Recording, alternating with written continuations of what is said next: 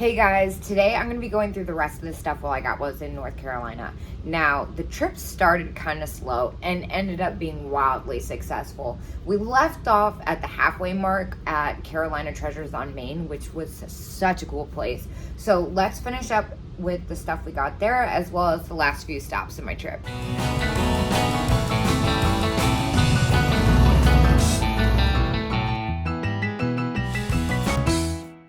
This place I went to, Carolina on Main, I didn't mean to go there. I just kind of ended up there, which is really great because I was having a hard time finding stuff for my Etsy shop along the road trip. And I will say, I'd never been to that part of North Carolina. I can't say I'm remorseful because it's all part of the adventure, like I said. I mean, that's the only way to know if you like it is if you go there and you try it out. But it was not for me. There wasn't much kitsch. But at this place, I only spent $146 total, which is insane because I left with 2 boxes full of stuff and I think a bag. But I've already shown you half the stuff I got while I was there. I'm going to go through the other half today. Once again, I'm trying to make sense of this receipt. The first thing I got was this little Lefton baby planter. It was only $8, which is a steal. This one's definitely on the harder to find side. It is a Lefton. They make different versions of it. This is one I have not had before. I love the little Cupid planter. Now, normally the ones with like the stork and stuff like that, I don't pick up, but anything that's like this super saucy Cupid baby, I jump on because it's usually pretty expensive. I paid $8 for it, and I'm sure it's going to sell for $34 pretty quickly, which I do feel like is a fair price. I feel like the average for this style is about $29, but even so, it wasn't this exact one. This one's on the harder to find side. This is one I was kind of on the fence about, honestly. I only paid $3.25 for it. Otherwise, I probably wouldn't have picked it up. I do love a good rubber face, but I'm not so sure how I feel about the hobbyist monkey. I priced him at $15. I'm not sure if he will sell well at that price. I might have to lower it. I kind of took a chance on him. I think he's really fun, but he just doesn't have that much resale value is really what it comes down to. So even though he's got like his rubber face and his arms and legs, just something's kind of off about it. And now that I'm looking at, oh wait, no, it does say Hong Kong, doesn't it? Something's just kind of off about him. He's super happy though, and he's super adorable, but sometimes, you know, I mean, that doesn't really cut it as far as value. Just because something's cute doesn't make it worth money. I was really excited about this one though. This is definitely on the side of more desirable dream pets. A lot of the dream pets I've seen recently have all been ones I've had time and time again. They don't sell for that much. This one I only paid $4 for, and I love the Bulldog, especially because I'm a sucker for that studded collar. Even though I've had him a couple times, he does come in different colors. I think I've only had him in red once. He was in pretty great condition, and for $4 I was definitely not gonna let him sit there on the shelf. He's got like a little bit of wear that I'm just kind of like noticing some discoloration, but I like that he's got like multiple layers to him. A lot of the dream pets I feel like are just like one sewn on eye or something, but he's got a lot going on. His little plastic nose, his studded collar, and I love his teeth too. Next up, I got the Anarcho rocking horse planter. Now, I only paid $5.40. Is that right? That doesn't look right. Yeah, it is $5.40. Something on my receipt is fishy, but I'll figure it out later. I paid $5.40 for him. I was super excited about it because it's got that super kitschy nursery planter look that we love. However, I didn't really notice he's got a nick right here, so that kind of stinks. He definitely has a little bit of condition issues that I kind of overlooked when I first saw him. I mean, it's not like it's like rough or anything. It's just not as clean as I thought it was when I first glanced at it, because I think I was just like so excited and I was like, I don't care, I'm getting this. Look at how cheap it is. Look at how cute it is. I haven't found anything in so long, and I've just been driving around lost. So I kind of like let that energy get the best of me. Either way, I definitely don't regret picking it up for under $6. Next up, I got the Western Union Dolly Gram. Now, she was only $5. I think she's super fun. I've had the Dolly Grams before. They come with a bunch of different sayings like happy birthday, get well soon. The one that said please cheer up is definitely my favorite of the bunch. I honestly thought about keeping it and putting it aside for a gift for somebody. You know, just kind of like a just in case drawer I have in case like, well, obviously in case I need like a last minute emergency gift.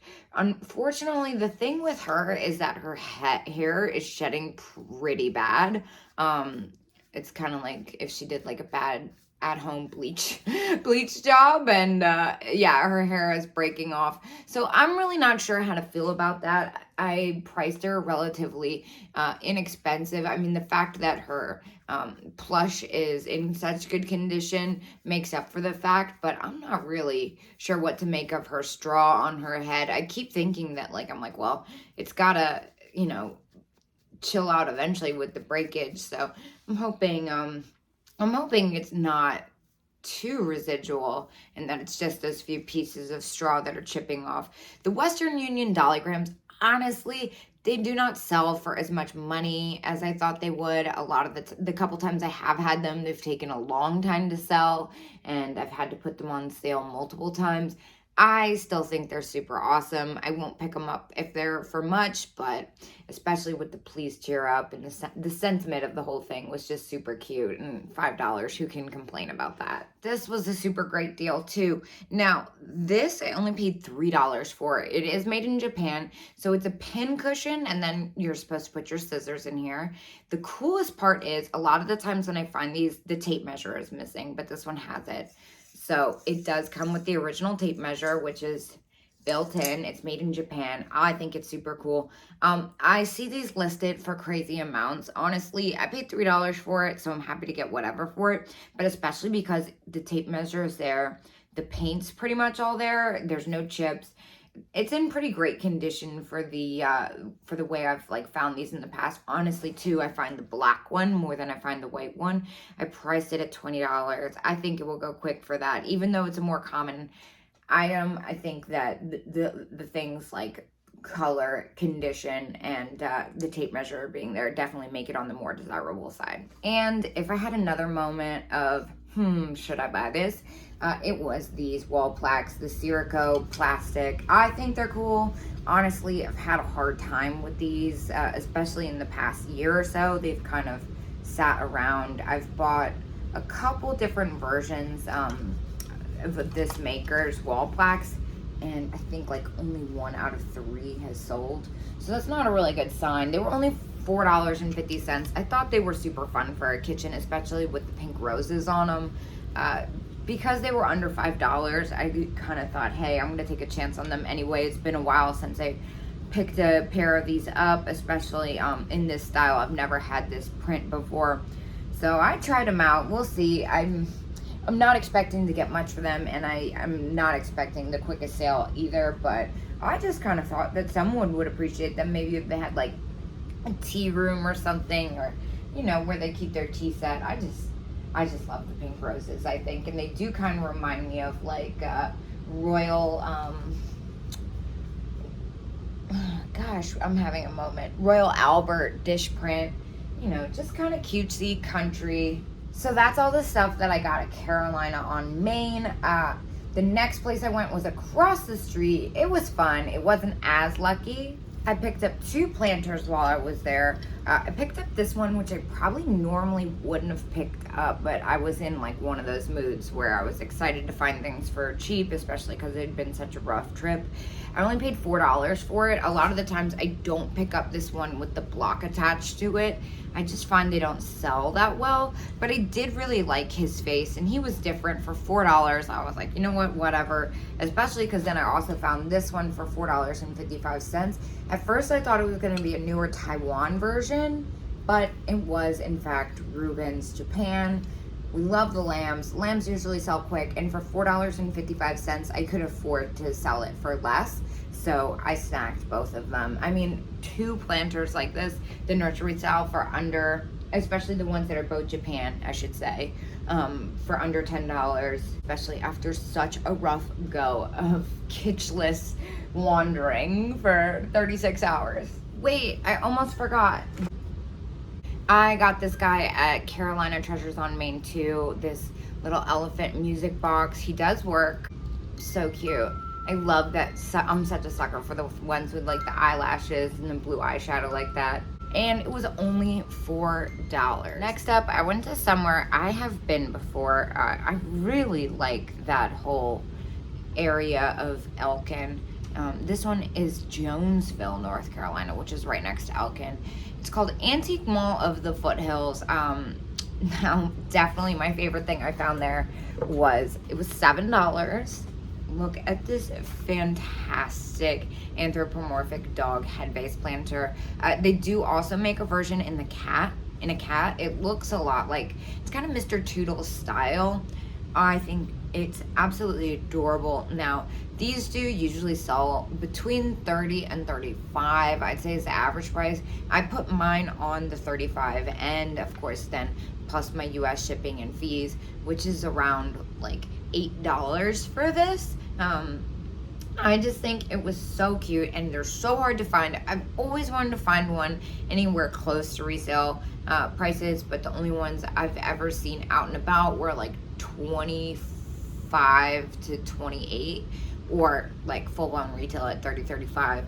So I was just super proud that I found it, honestly. So I refuse to take less. I just think it is the epitome of kitsch with those eyelashes and blue eyeshadow and the Mr. Toodles-esque look. The next thing I found stumped me. It's not something I normally pick up. However, I did phone a friend on this one because I was like, what is this? I mean, obviously it's a black glass dish, but the shape and the kind of divots and stuff really threw me off. And the fact that it was black, I think, didn't really help with trying to figure out what was going on here. I'm not the biggest glass person, but every once in a while I see a piece and I'm like, this is really cool. For this one, I only paid $8.50. And I did find out that it was a Viking glass and it's called a, hold on, I already forgot. Okay, so it's a Viking glass finish crown.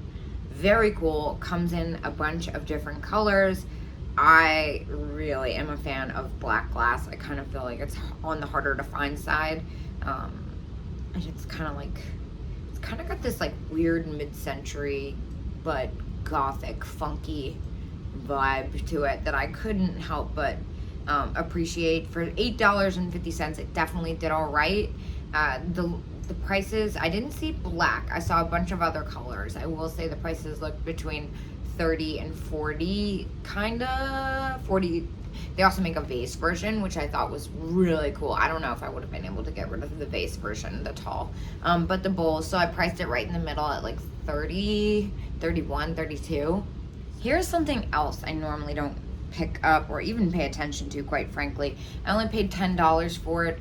It's Pigeon River pottery. It's definitely newer than I would pick up at all. I mean, I'm really a stickler for not picking up anything past like 1980 usually. But I mean, there are exceptions. I just couldn't resist the look of this chipmunk.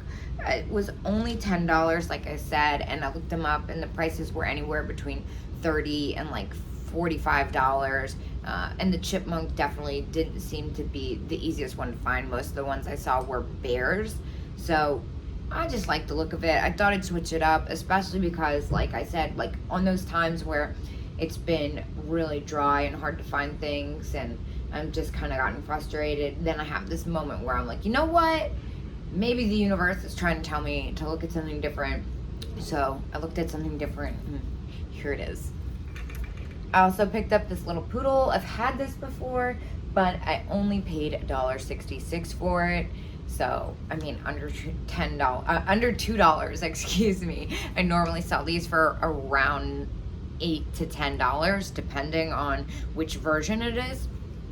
So, easy add-on item at $1.50, basically. I'm obsessed with this guy. All right, let's talk about it. Might not have been my smartest buy, but I'm in love with him. I only paid $12.75. Now, This is by Royal Japan.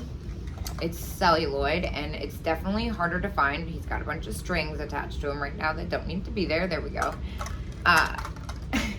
I've never seen this size in person before. If I did, it was at some unobtainable price probably.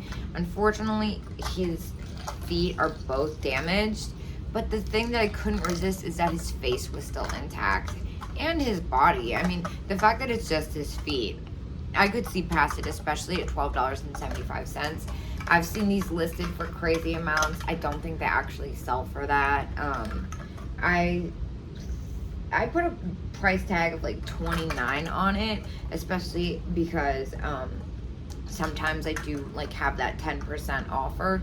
So I was like, I don't really want to take too much less for it, just because if it didn't sell, honestly, I'd have no problem keeping him on my shelves. Next up was Elkin Antiques and Collectibles.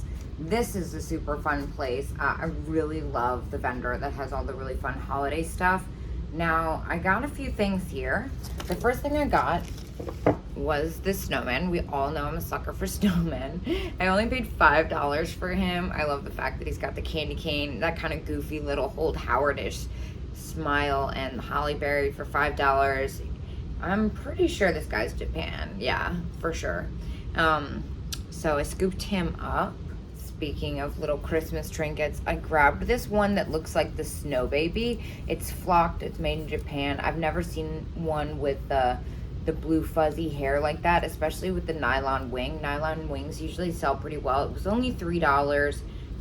It's definitely seen a little bit of better days. The flocking has some damage, but it was so unique, and it had that little Napco-esque Snow Baby face.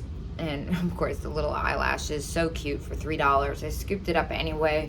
The other thing I got in that shelf was this little plastic elf figurine in the leaf, which I felt like was very unique. He's made in Hong Kong. Yes, made in Hong Kong. And it is plastic, which I thought was interesting too, kind of like a Christmas cake topper perhaps. Big score on this one. This little Joseph Originals Bunny Rabbit figurine was also $3. I would say the average sold price on one of these is $24. There's different versions of him. I think he's adorable. You usually see the Joseph Originals in this size in the mouse. I am, of course, a sucker for the Bunny Rabbit. And my big find of the day at Elkin Antique Mall were these Christmas, I guess, swans? I'm gonna call them swans. They might be geese, but I'm gonna say swans. I paid $12 each for them. You know I love new old stock anything, especially these super unique colors of like this neon lime green and pink. They were $12 each. I've never seen them before, especially in original packaging. That definitely adds value. They're made in Japan, which is super cool. So I put like $30 on them each. I'm not in a hurry to get rid of them just because they are so unique, and where they might have like a little bit of wear from just like being in the package the whole time. They have never been opened, so that's a win. And one more stop. Now I have to apologize because it had been a long kind of roller coaster of a road trip, and I did a horrible job. I try not to badmouth myself because I do a lot. However, I'm going to badmouth myself on this one. I did a horrible job filming my last video in Mayberry, which posted this morning. I almost considered deleting it entirely, and then I was like, you know what? It's just part of life. I'm gonna put it on anyway. I'm not gonna attack myself too hard. So I'm sorry, and please know that I'm aware that it was not my best technique job, but better luck next time. That's what I say. You can only do better. Hopefully you can only do better. I'm not sure if that's true. I guess I could do worse, but I'm gonna try and strive for better. I only got two things there, and the first thing I got was this really unique Jester figurine. Now I am trying to stray away from this bisque material. However, he was so unique. It did look like maybe 1970s Lefton. I'm not sure. It is not marked, but I feel like if it was Lefton of this age, it would be marked in black on the bottom with the little left in China symbol. But either way, he was only $3, super unique. I scooped him up anyway. The last thing I got there, I don't really know what to do with, honestly. I paid $10 for it. It's made in Italy. I have looked and looked and I cannot find one like it. It's got this really unique portrait on it, and what's interesting too is that it is leather on the bottom, even though it's ceramic enamel. Like, there's a lot going on here. It's got a very unique look to it, and especially with the colors of the portrait and the style of the artwork on it, I was just a huge fan. It was super different. I love like an enamel over copper dish, but this one was different. And I was wondering, like, I'm like, is there not like an artist signature or something? And I'm like, maybe it's underneath the leather. I don't know. For $10, I definitely scooped it up, but I do think I'm gonna sit on it until I find some more information about it, just in case. I don't think it could be worth like a lot, but you never know. I mean, like I said, there's something really unique about the artistry of this, and the fact that it's covered in leather and made in Italy. It's just different. So I wasn't sure what a fair price for resale would be, and I don't want to rip myself off, and I don't want to rip you off. So that's all the stuff I got while I was in North Carolina. Next time I go down to North Carolina, I'm trying to go again kind of relatively soon, depending on sales and income and weather, of course. Those are like the 3 major factors this time of year. But I'm definitely going to stick to the eastern part of North Carolina because there's a lot of really fun spots there. So anyway, thank you guys all for your support, and I will see you tomorrow at 10 a.m.